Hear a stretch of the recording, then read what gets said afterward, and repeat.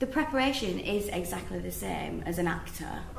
However, this subject is very close to myself and Julie. You know, we know Sylvia and we know a lot about Sophie, and we want to do the story justice. So it's more about the story really, but you want to find all those characteristics and find the spirit of who Sophie was, and that's the most important thing, and make sure that the story's told.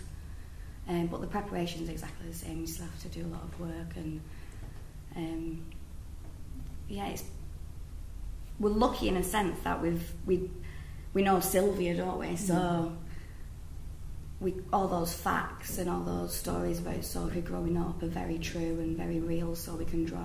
Well, I can draw upon all that. So yeah, and it's slightly different for me because my script, if you like, is the transcript of the actual interviews with Sylvia that were in the Radio 4 play. So I have an amazing resource in that I've got the tape recordings of it. So really, this is my first experience of doing verbatim theatre, really, and that I'm trying to recreate without impersonating something of Sylvia's character and spirit, and so that's been very helpful for me. But it's been a really new way of looking at things.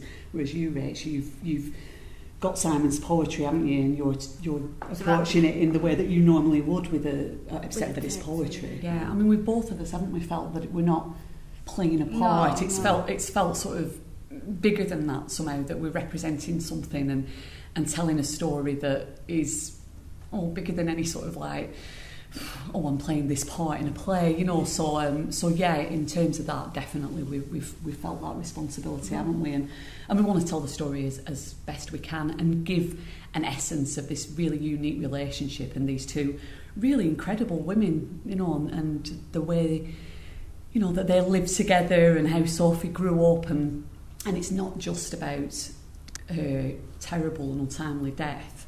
It's also a celebration of her life and their relationship.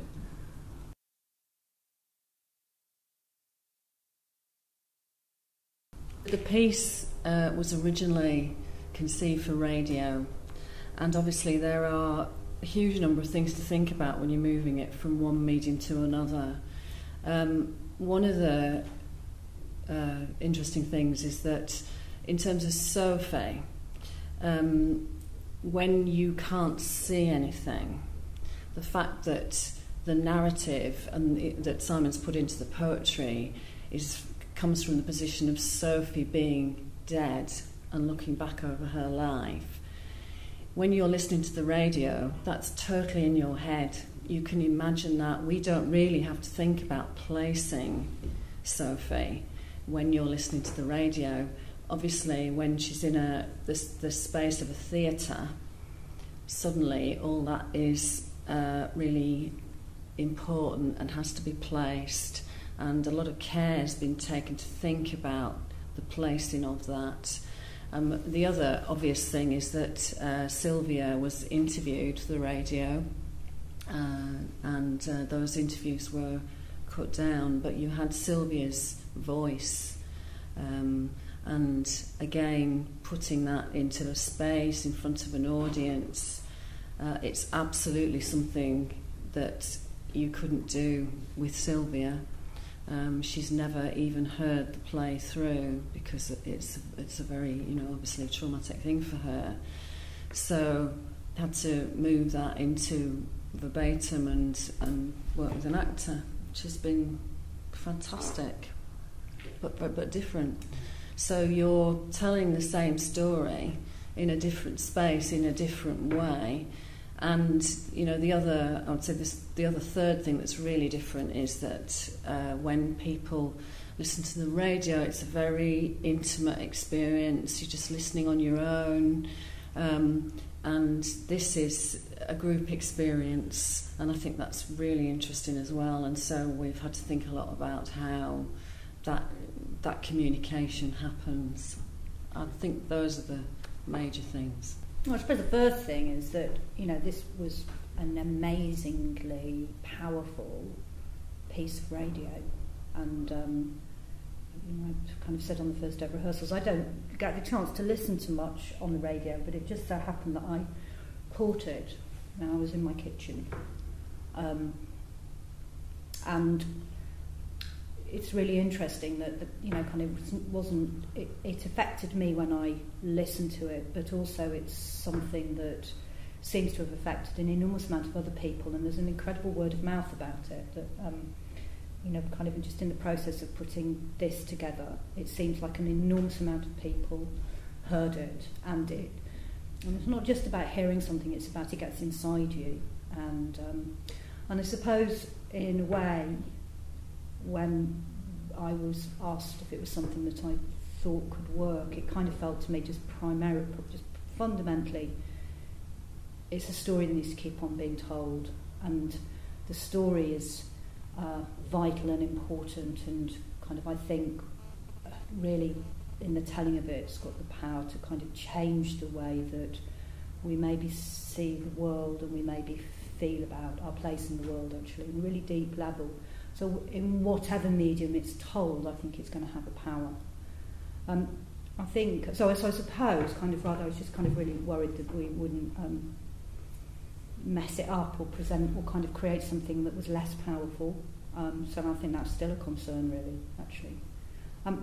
I also think that it's really notoriously difficult to get it right when you're dealing with real events and real people.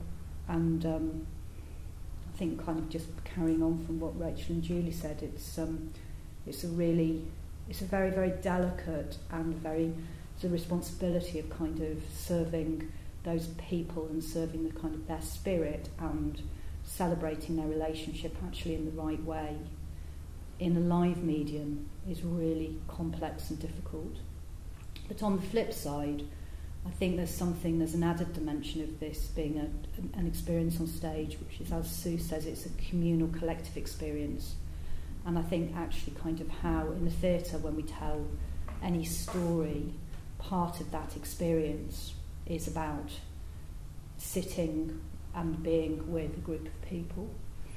And what I am quite sure of is that there's something about the notion of kind of bearing witness to this that's really quite important. And this theatre can be, I believe all theatre is about change, actually, and some of that change can be very internal, can be a very private thing, and some of it can actually be about kind of really proactive change and encouraging the people that have been part of that experience to do something about the world that they live in. And I kind of think that's what Sylvia's journey with this has been, and to be part of that is actually really kind of quite a phenomenal thing, actually. So I kind of think that's why we're doing it.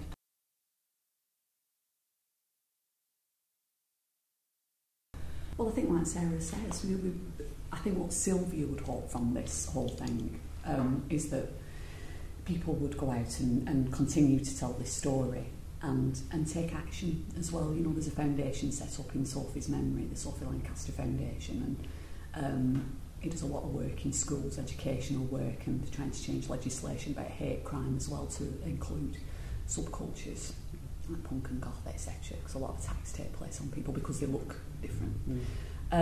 So there's a lot of work to be done, and I think Sylvia would hope that it'll galvanise people to go out and do something, not just to be terribly, terribly upset by what's happened, because it is terribly tragic, but to actually be spurred on to do something.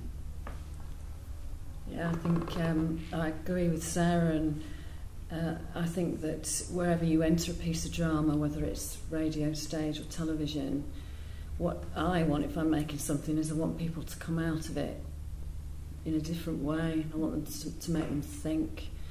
And I think particularly with this, I know Sylvia, her desire is for people to become engaged with the foundation.